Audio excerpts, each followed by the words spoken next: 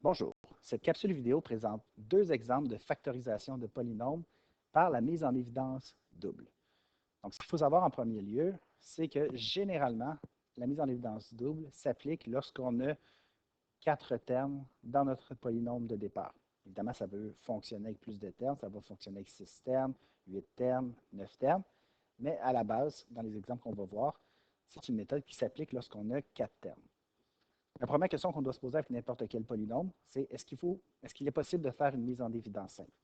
Ici, si on regarde nos constantes, 12, 10, moins 6 et moins 5, il n'y a aucun facteur qui est commun à chacun de ces quatre nombres-là. Puis si on se regarde aux variables, x2y, xy, x est juste une constante, il n'y a pas non plus de variable commune à chacun des quatre termes. Ce qu'on peut faire lorsqu'on veut faire une mise en évidence double, c'est faire deux mises en évidence simples en regroupant les facteurs 2 à 2. Alors, ce que je vais faire, c'est que je vais faire une mise en évidence simple avec les deux premiers termes et ensuite une nouvelle mise en évidence simple avec les deux termes suivants. Alors, qu'est-ce qu'on peut mettre en évidence ici? On a 12 et on a 10. On peut sortir 2. On a x2 puis x, on peut sortir x. On a y et y, on peut sortir y. Donc, 2y, c'est le facteur commun à 12x2y plus 10y. La question que je peux me poser, donc évidemment, je peux y aller par division, prendre 12x2 plus y, 12x2y plus 10xy et diviser chacun des termes par 2xy. Mais je peux aussi me poser la question, 12xy multiplié par quoi va donner 12x2y? On peut y aller en comblant le manque en termes de multiplication. Donc, 12 fois quoi? 2 fois quoi donne 12, 6. Et là, on a x fois x donne x2, puis y qui est déjà toute sortie, donc y.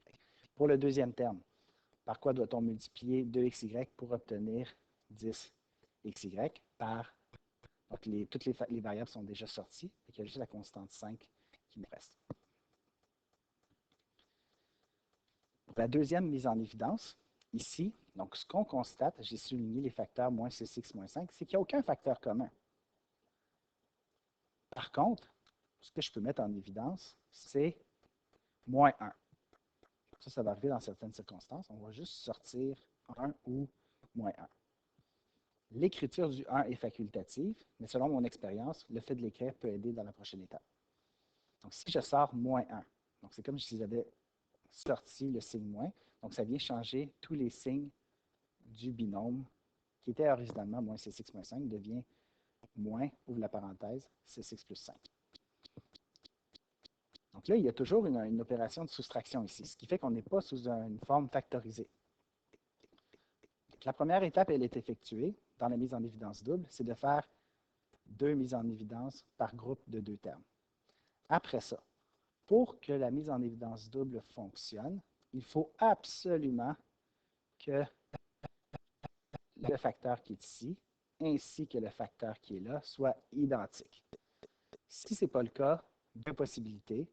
Soit la mise en évidence double n'est pas possible, ou soit il faut faire un petit ajustement pour que ce soit possible. Ça, c'est évidemment si on n'a pas fait de petite erreur de calcul. Ici, mine de rien, on a deux termes, celui-ci et celui-là. Les deux contiennent le même facteur commun, c'est-à-dire 6x plus 5. Et ça, c'est l'élément qu'on va mettre en évidence. Dans les deux termes que je viens d'identifier, on a le facteur 6x plus 5. Fait que 6x plus 5 est en évidence. Par quoi doit-on le multiplier pour obtenir ce qu'on a précédemment? Bien, par l'élément qui est ici, 2xy, et l'élément qui est là, c'est-à-dire moins 1. Ça, ce serait la forme factorisée du polynôme à quatre termes qu'on avait initialement. On fait la vérification.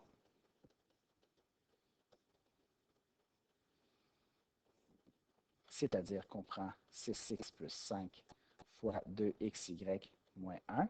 Et si tout se passe bien, en faisant les multiplications 2 à 2, commençons par ces deux-là, on obtient 12x de y, donc 6 fois 2, x fois x, x2 et y, moins 6x. Ensuite, il va nous rester ces deux multiplications-là. 5 fois 2, xy plus 10, xy. Et 5 fois moins 1, moins 5. Est-ce que ce polynôme correspond à celui qu'on avait au départ? Il y a un petit détail, mais c'est un détail, comme je viens de le mentionner, c'est que ces deux termes-là sont inversés. Mais ils contiennent le même signe, donc tout va bien. Par commutativité de l'addition, ces deux polynômes sont les mêmes. C'est donc dire que l'expression qui est ici est bel et bien la forme factorisée du polynôme initial.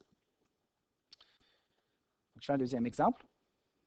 À nouveau, je rassemble 2 à 2. Et là, il y a quelque chose qu'on devrait constater. Si on les rassemble 2 à 2 dans leur forme actuelle, donc on a les deux premiers termes, AX plus BY, et ensuite AY plus BX, il n'y a absolument rien qu'on peut mettre en commun.